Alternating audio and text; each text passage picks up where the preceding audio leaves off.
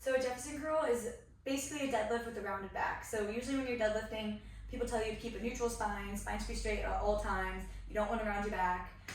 But for a Jefferson curl, you actually do want to round your back. This just loads the discs in a different way, and as long as you're like progressively loading and being safe with your progression, you're not adding too much weight at one time. This is a very safe movement to do, especially for cheerleaders and gymnasts. A lot of times we find ourselves in hyperextension, we're doing handsprings, when we're doing overhead stunts and things like that. So this might be a good alternative to do if you find that you have pain with back extension and you want to get into more flexion.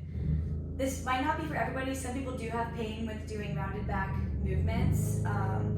So if this is you, I don't want you doing this movement at all. We never want to push through pain. We always want to respect the pain and just kind of do what our body tells us that we're allowed to do.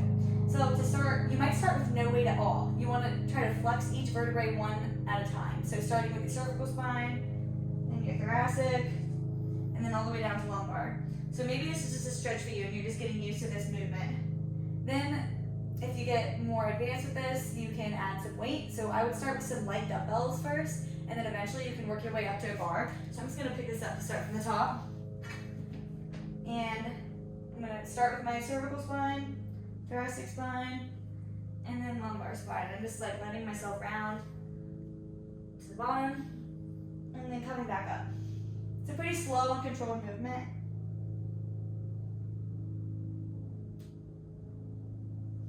People stand on a block when they do this usually so that you have more room to round your back when you get to the bottom. So try this out. Remember, if it's painful, don't do it. And always load progressively. So start with lightweight and then go from there.